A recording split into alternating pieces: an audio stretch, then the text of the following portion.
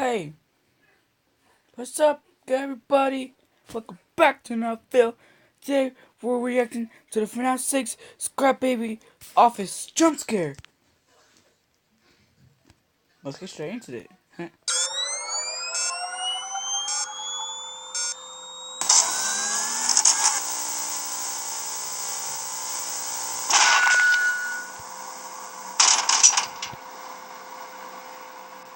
It feels like my birthday.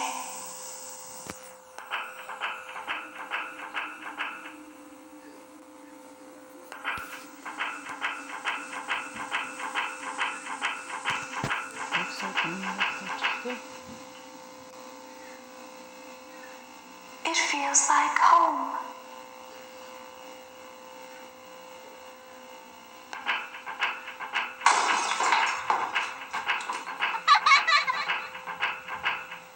Where are you?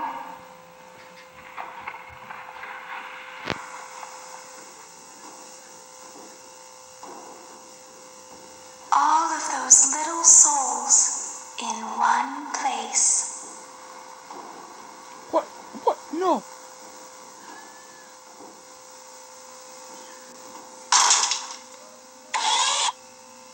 Daddy?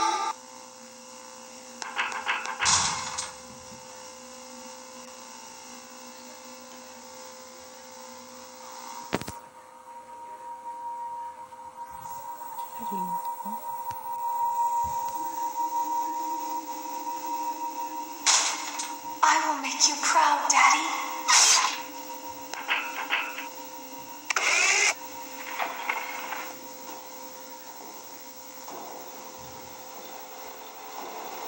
You played right into our hands. Did you really think that this job just fell out of the sky for you?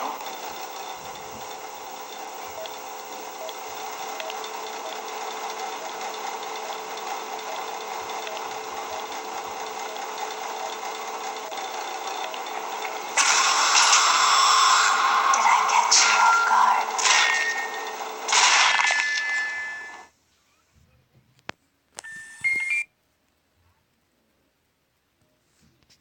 What?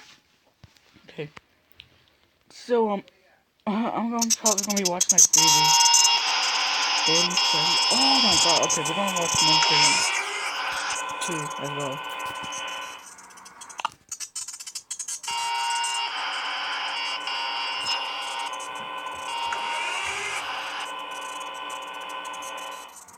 I always come back.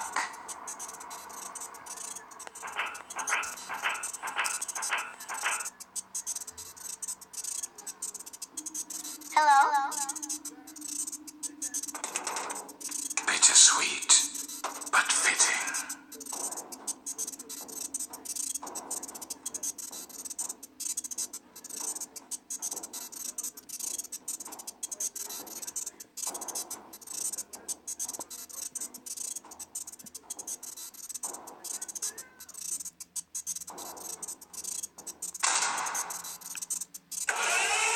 How can I resist a promise such as this?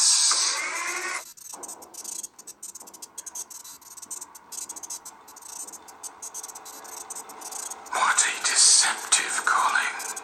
I knew it was a lie the moment I heard it, obviously.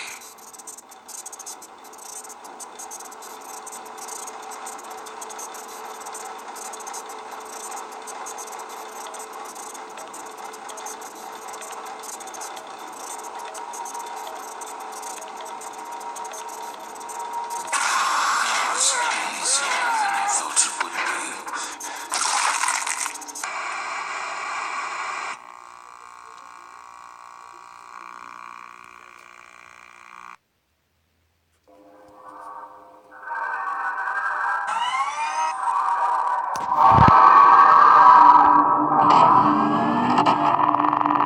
Thanks for letting me join the party. I'll try not to disappoint.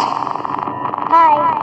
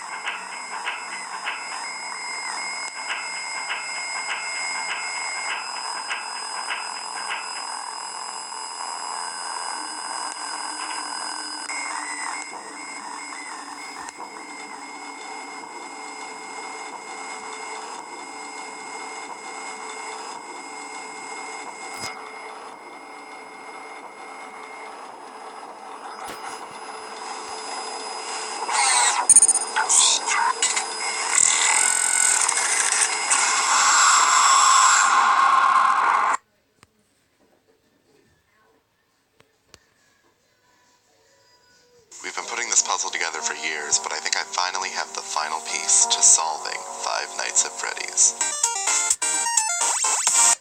So with the release of FNAF 6, there's been a lot of new lore coming about, and it seems that the season has finally come to an end. In this video, I'm gonna go over my theory as to what all the new lore that has arisen means. Let's start off with simply the question of, what are these abominations? These are, in fact, the Funtime Freddy, and Ennard, and Springtrap. Now, you may be wondering why I say Ennard is lefty. My reasoning for this is that both Funtime Freddy and Baby were both left-handed, and since they were half of Ennard, it would make sense to say that Ennard is also a lefty. Considering that Ennard is an endoskeleton, it's completely plausible for Ennard to be in lefty. However, there are other possibilities as to what Lefty is. A lot of people think Lefty looks like a toy version of Nightmare from FNAF 4, but aside from appearance, there's little evidence to back this up.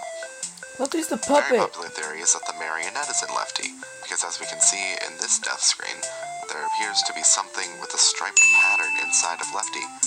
Keeping this in mind, when you look back at Lefty in the catalog, it doesn't seem impossible that the striped pattern is simply out of view. However, when you compare the proportions of the neck of the marionette and the length it would have to be to keep the head out of sight there is no way that the marionette's head would fit inside of Lefty's. Frankly, it does not matter too much as to who's in Lefty for the rest of the theory to make sense. One more thing I'd like to bring up about the design, though, is that Baby's weird lobster claw thing, that's not an entirely new design choice here. Anyways, now that we've established our basis, it's time to start decoding the good ending speech. First of all, who's Elizabeth? Elizabeth is a character we've known about for a while now, since FNAF 4 actually. Elizabeth Afton is William's daughter and the soul in Circus Baby. Circus Baby herself, however, has her own artificial intelligence that was put in place when she was created by Afton. The artificial intelligence that is not initially evil, but is driven through its programming the need to kill. It is clear that her soul and Baby herself are two separate entities in the same body, as Henry says, And give up your spirits. They don't belong to you. Furthermore, we know that Baby has some sort of an artificial consciousness, as in Sister Location, she's able to describe the sights and smells of the day she captured Elizabeth.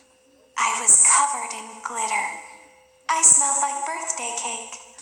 These descriptions come before she abducts the child, which can only mean that she has intelligence of her own. The next major question this game left us with is, who's the Orange Man? If you're unaware, the Orange Man appears in a secret room within one of the arcade minigames. You can drive to the Orange Man's house and is shown to be the night that the crying child was killed. I would like to make it clear that Elizabeth and the crying child are two different people. Elizabeth becomes Baby and the crying child becomes the puppet. Anyway, back to the Orange Man. The first thing that must be understood is that the Orange Man is definitely the same person talking during the good ending. We know this because they both refer to their daughter as being the crying child. My daughter, if you can hear me, I knew you would return as well. It's in your nature to protect the innocent.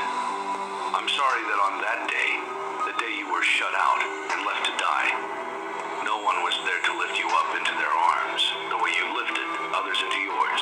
And it is shown in the hidden minigame that the Orange Man is also the father of the crying child. Now, who exactly is this person? He seems to be more than just a random parent of a victim. He knows about the animatronics, about William, and furthermore, he's able to interrupt Baby and hack into your screen.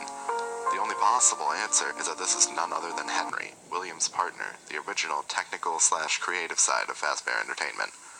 This is the only true option that makes any sense. He knows all about Freddy's and its secrets, and he's able to work with the animatronics and similar technologies as he hacks into the monitor and Baby. Still don't believe me? Well, this one line from the ending cutscene confirms it. And to you monsters trapped in the corridors, be still, and give up your spirits. They don't belong to you. For most of you, I believe there is peace, and perhaps more, waiting for you after the smoke clears.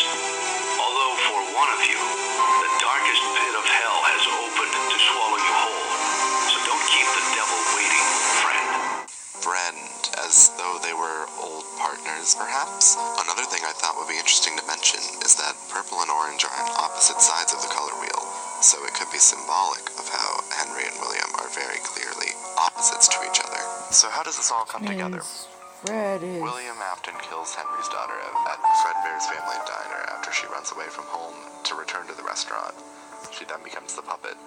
Afton, at a later establishment, dresses up in the Spring Bonnie suit to cause the infamous missing children incident. The puppet is able to preserve the children's angered souls by putting them into the main animatronics we know, Freddy, Bonnie, Chica, and Foxy. The puppet follows these withered animatronics from FNAF 2 to FNAF 1, as shown in the FNAF 2 cutscenes. Sometime later, William returns to the restaurant to destroy the haunted animatronics for good, only to be cornered into the Springtrap suit, his deathbed. The restless spirits of the children are set free. However, that's not where the story ends. Afton is still alive in Springtrap, and his thirst for blood is not yet quenched. He creates what we know as a sister location in order to test new technology designed to capture children. It's made clear throughout their blueprints that this is their purpose, and one of them succeeds. Circus Baby, who we discussed earlier, has her own AI, captures and kills Elizabeth Afton. By the end of Sister Location, everything that was left of these animatronics is on the loose, waiting to be found, trying to get into your establishment and kill the children as they were designed to do, so that, as Baby puts it herself, Now we can do what we were created to do and be complete. all the souls of these animatronics want is to find a way to be at rest. Just Henry like, knows, however, I that know it killing is. these No, children don't is the different. AI telling them what to do, and not what will put the souls at rest. He arranges to get all the Sister Location animatronics in one place so that he can destroy them all, setting the trapped souls free and finally finishing William Afton for good. All of this seems clear with the end of FNAF 6, but who do we play as? One idea that might make a lot of sense is that we are once again playing through the eyes of Michael Afton. It would make sense. Michael would buy a franchise to find his father and get his revenge. I'm going to come find you. I'm going to come find you. However, I have a different theory. The player's identity is... Guys, one thing you need to know is that that cutscene that we just saw is from FNAF 5. It's weird. I don't know why it's there, but it's just a weird you. thing. After all, you're the one making all the decisions for the restaurant, and you don't go into the job with a goal other than to make money. And this is backed up by Henry addressing us as a brave volunteer and saying that this job was not made for us. The job must have been made so that Michael would find it and burn with the rest. However, we are not who Henry had in mind for the job. He says that he believes we'd want to stay. And as the player, of course we want to know what happens next. With all loose ends tied up, Henry retires the company, and with that, the series comes to a close. So, what does that mean for Michael? Is he still looking for his father? Well, I believe with the death of his father, he too is now at rest. The gravestone ending shows the names of multiple night guards that we've seen throughout the games. For example, Jeremy and Fritz from FNAF 2. It could be explained that Gabriel and Susie were our names in FNAF 3 and Sister Location, and the name hidden behind the grass is Mike Schmidt from FNAF 1. These are the many fake names Michael Afton used to get those many jobs following his father's tracks throughout 4 of the 5 games, and the one on the hill underneath the tree is different, because now he's finally really at rest. But remember, that's just a theory. A theory about video games.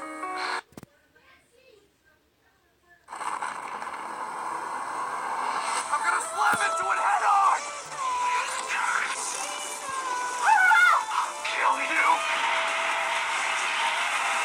Godzilla, Planet of the Monsters. I want to watch that. Freddy Fazbear's Pizza Simulator, a game of numbers collecting, lawsuits, and answers? Who are you and what have you done with Scott Cawthon? So that Steam post was just a troll, huh? The last real Five Nights at Freddy's game wasn't gonna come out probably never. It was gonna come out as soon as you wanted it to.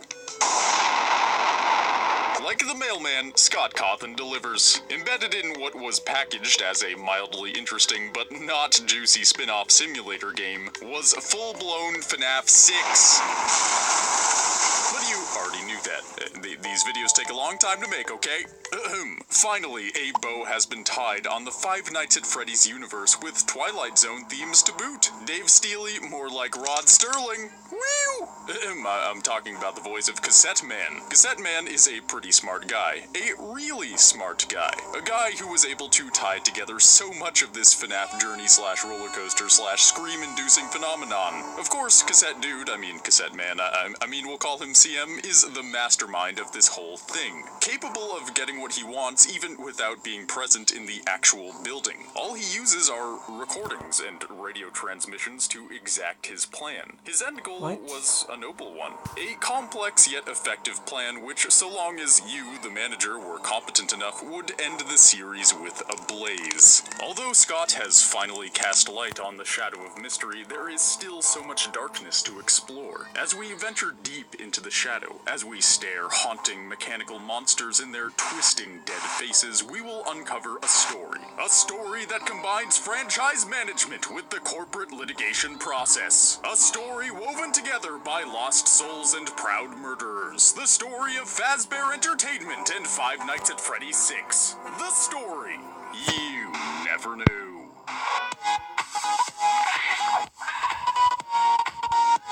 To begin, let's ask the important questions. Address the elephant in the room. One is the Orange Man, but we'll get to him later. We've got bigger fish to fry for my explanation of him to make sense. So let's ask a different question. Who is Cassette Man? I'm gonna have to leave it here because this just got really weird. So I'll see you next video. If you're new, please leave a like and subscribe. And don't forget to hit that bell.